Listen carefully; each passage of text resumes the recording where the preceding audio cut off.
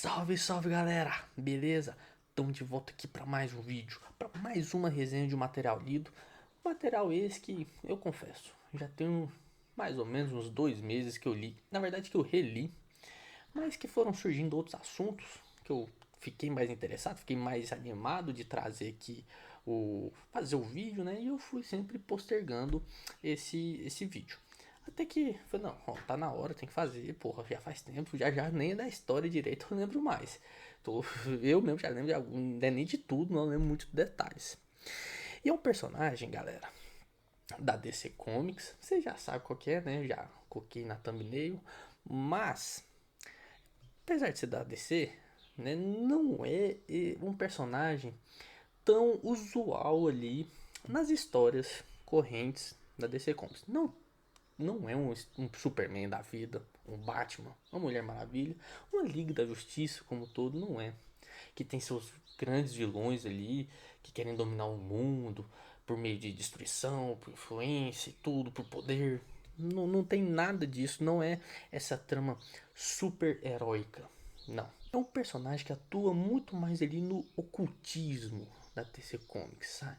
Ele flerta muito com misticismo, com mago, com até mesmo, podemos falar, um exorcista, de certa forma. Afinal de contas, não é o personagem que você chama pra derrotar uma invasão do Darkseid, ou um surto do Lex Luthor, ou um uma invasão também do Brainiac. Não. É um personagem em que muitas vezes o próprio problema chega até ele. E é sempre com demônios, com possessão e coisas afins. Tô falando, é claro, de John Constantine. E é o seu início aqui na fase mais aclamada do personagem, mais importante, mais relevante, que é a fase Hellblazer. Então, simplesmente um absurdo. Um absurdo aqui. Tem esse aqui é o primeiro volume dessa coleção da Panini, coleção de luxo, edição de luxo, né? E vai chegar. Confesso que eu não sei com exatidão, mas algo me diz ali que é mais ou menos próximo ali ao volume 15. São muitos volumes nessa pegada. Se for esse aqui mesmo, contém 10 histórias na verdade. Não, mentira. 9. São 11 histórias que contém aqui. Se você pensar que seriam 15 mais ou menos, porra, tem história pra caralho dessa fase Hellblazer. Uma fase escrita aqui pelo grande artista Jamie Delano e desenhado majoritariamente pelo John Hygrine. Mas tivemos participações de outros artistas aqui também, como Alfredo Alcala, grande Alfredo Alcala, né? Rick Veitch, não sei a pronúncia, e Tom Mandrake. Um volume aqui com 304 páginas, sendo que 290 de história. As outras 14 ali são extras, né, com capas, a variante, capas alternativas, esboços ali, e uma pequena ali, uma resumida biografia desses artistas que eu mencionei. Mas, como eu estava dizendo, galera, o John Constantine não é aquele personagem em que traz essa luz ali ao universo DC. Muito pelo contrário. Suas histórias são até mesmo muito bem representadas pelos artistas aqui, muito sujas. São, são histórias até mesmo. O traço, todo o desenho ali deixa a história, ajuda a história a ficar mais densa. É uma história mais pesada. Não é aquela leitura que você faz para relaxar a cabeça ali, esquecer do mundo e tal. Não. São histórias, são visuais, tanto o roteiro quanto o desenho mesmo muito em determinadas horas até meio psicodélicos de fato assim que pô, envolve, como eu já disse, né, envolve demônios, dependendo da história, exorcismo, dependendo até drogas, então é algo pesado. Não à toa foi publicado pelo selo Vertigo na época, depois nesse caso aqui DC Black Label, e agora acho que até voltou a ser Vertigo de novo, né, que é uma subdivisão, vamos dizer assim, da DC Comics, que permitia essas histórias mais densas mesmo, mais adultas. Uma curiosidade para quem não sabe, que apesar dessa aqui ser a história, a fase que estabelece o personagem de como ele é mesmo, tem aqui até um pouco da sua origem, né, o seu, não vou dizer sua origem, mas seu começo de carreira, né, nesse mundo do ocultismo aqui na DC, mas ele surgiu suas primeiras aparições foi em outra história também ali da Vertigo, criado pelo mago dos quadrinhos que é o Alan Moore. Surgiu lá na história do Monstro do Pântano, da saga do Monstro do Pântano do Alan Moore. Caso você tenha ali ou tenha interesse de ver, acho que de ler, né, sua primeira aparição, o jeito mais fácil hoje são nas edições definitivas da saga do Monstro do Pântano, que são 3 volumes, e ele aparece a primeira vez no volume 2. Mas como eu disse, aqui é onde estabelece. Se você quiser ler, saber do personagem em si, você pode vir direto para cá. Você não tem uma amarra, pelo menos não até onde eu li, uma amarra com a saga do Monstro do Pântano. Eles têm relação, vez ou outra que eles mencionam um ao outro, mas não puxa um gancho deixado lá ou nada do tipo. Você consegue ler isso aqui tranquilamente. Tranquilamente, vírgula.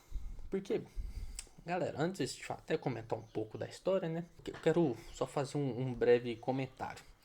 De fato, como eu já disse, as histórias do John Constantine aqui, pelo menos nessa fase Hellblazer, e acredito que todas, onde mais ele aparecer, não tem como você desenvolver, ter uma boa participação do personagem que não seja nessa pegada, sabe? É um personagem que precisa disso. E são histórias muito densas, muito pesadas em seu conceito, em sua narrativa, em seus desenhos, em tudo, tudo. Não estou dizendo de poder dar gatilho ou não. Eventualmente acho que pode, até pode, sim. Mas tem o seu tudo ali em sua volta, de fato, é muito pesado. E não é o tipo de leitura que eu particularmente recomendo você fazer antes de dormir.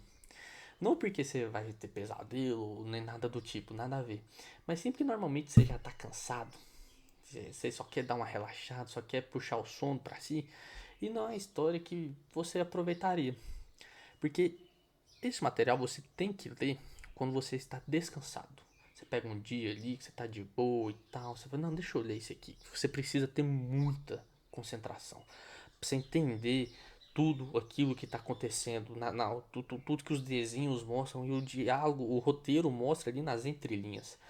Não é simplesmente pegar e ler o que está escrito e foda-se. Tem história que é assim, tá tudo bem. É só você consegue ler rapidinho ali uma leitura de cabeceira. Mas essa aqui não. Essa aqui é uma leitura que você tem que estar bem mais preparado para ler. Nesse sentido mesmo, para você aproveitar o máximo. Fato, tanto é que eu li essa primeira edição, reli na verdade. Eu tenho já dessa coleção, acho que até o volume 6. Cheguei a ler quase metade do segundo, mas eu parei. Porque eu tava chegando sempre muito cansado. A hora que eu leio normalmente é na hora que eu vou dormir. E eu lendo metade do volume, do segundo volume, cara, eu pô, não tô nem conseguindo acompanhar, sabe? Então é uma leitura bem mais difícil de fazer. Você tem que estar muito mais preparado. Então, apesar de ser um ótimo material, não tô falando que ele é ruim e tal, não sei o que, não, é um ótimo material, um ótimo personagem, com um ótimo desenvolvimento aqui. Mas para você aproveitar o máximo, você tem que estar preparado para isso. E assim, de fato, agora entrando aqui um pouco no nas histórias aqui, ele é um personagem extremamente questionável. Como eu falei, ele não é o tipo de pessoa que um personagem ele chamaria para salvar o mundo. Não. Ele, dependendo da situação, ele sacrifica até mesmo próprios amigos para poder salvar. Pô, sacrificar um amigo, ele chama demônios, ele invoca demônios para resolver problema. Da mesma forma que ele enfrenta demônios e sacrifica quem tiver que sacrificar. E ele não faz isso de uma forma como se ele tivesse simplesmente para se safar. Ele não enxerga outra solução e ele carrega esse fardo ali. Você vê de fato na história que ele sofre com isso, ele traz esse peso consigo o tempo todo. Mas mesmo assim, é aquela história, é um mal necessário. Ele faz o que faz pensando no bem maior. Mas é extremamente questionável, como eu já disse diversas vezes aqui. E isso é muito bem estabelecido do início ao meio daqui desse volume, em que os capítulos não conversam entre si. São histórias ali que começam e terminam nas próprias revistinhas, nas primeiras 24 páginas. Você vê ele realmente tendo que tomar decisões que o Superman não tomaria, que o Batman não tomaria. Por isso que ele traz esse lado muito mais pesado, muito mais sério ali da DC, tanto é que saiu no selo Vertigo, né? Então essas primeiras histórias de fato estabelece isso aqui no personagem, essa característica primordial e que ele vai carregar para si por por onde passar. Ele carrega esse peso, ele carrega os espíritos ali das pessoas que ele teve que sacrificar, ou então que morreram por conta dele, não necessariamente em sacrifício. E mesmo assim ele vai tomando essas decisões e a forma que ele combate isso, seja com cigarro, seja com bebida, cada vez vai influenciando mais ele a fazer mais atitudes nessa pegada. Então um personagem muito complexo nesse sentido, sabe? Muito complexo. E a metade pro final já são histórias correntes, uma história que uma vai levando a outra, que envolve ali até uma amiga barra amada, que é a Zed, um demônio que é extremamente intrínseco ali em sua origem, que é o Nergal. Eles mostram até um pouco ali, como eu disse, não é necessariamente a origem do John Constantine, mas sim quando ele era jovem e tinha uma pegada completamente diferente, não tinha toda essa culpa. É até muito interessante você ver essa diferença. Quando ele nunca tinha feito nada, ele se considerava uma pessoa necessária ali para fazer, para salvar. Ele tinha toda essa disposição, né? Ele era todo aquele espírito jovial mesmo, né? Com as histórias de atualmente, em que ele carrega todo o peso, desde começando nesse exato momento. Até o momento é o Newcastle. A gente vê que vários momentos mencionando. Ah, você lembra de Newcastle, não sei o que e tal. O peso que ele começa a carregar dali, começa em Newcastle. E a gente tem essa história aqui mais ao final. Então é muito interessante a gente ver isso. É sua origem, que eu tanto falei. A participação do Monstro Panto também tá nessa parte ali do final, em que uma coisa vai levando a outra. E aí, assim, apesar de eu falei que você não precisa ter lido a saga do Pântano, a saga do Monstro do Pântano hoje, antes, mas se você já leu, né? Se você já tem. É que negócio, né? Se você tem um conhecimento prévio, você consegue aproveitar mais ali o personagem. Até porque o Monstro do Pântano é um personagem muito underground também na pegada aqui do John Constantine, né? As tramas dele são muito envoltas também ao misticismo ali da DC Comics. Apesar de que ele não é tão questionável quanto o John Constantine. E tem outras participações também, né? Vingador Fantasma aparece, o Demônio Etrigan aparece. Porra, esse, esse lado obscuro da DC, eles sempre flertam, eles sempre aparecem em uma ou outra história aqui junto também, fazendo, sempre complementando ali os acontecimentos. Então, assim, é muito bom, é muito foda. Recomendo demais vocês lerem se vocês gostam disso. Não tem, galera, só um parênteses aqui para finalizar o vídeo. Não tem relação com o filme do Kenny Reeves. O filme é muito bom, eu gosto, mas o John Constantine não é daquele jeito. Lá ele de fato é um exorcista, apenas. Mas você não vê muito desse peso ali no filme, diferente daqui. É um filme muito bom, acho que vale ver e tal, é bem legal. Os efeitos especiais aí, é por conta da época, não são lá essas coisas, mas é muito legal. Agora, a história aqui, você vê o personagem em si, você vê que ali é como se ele tivesse pegado uma característica, uma camada. Aqui você vê todas as camadas presentes no personagem. Então se você gosta dessas histórias, acho que vale demais a pena você ir atrás. Como eu disse, na minha opinião, você tem que ler quando você estiver descansado da cabeça mesmo, mentalmente, para você aproveitar ainda mais a experiência.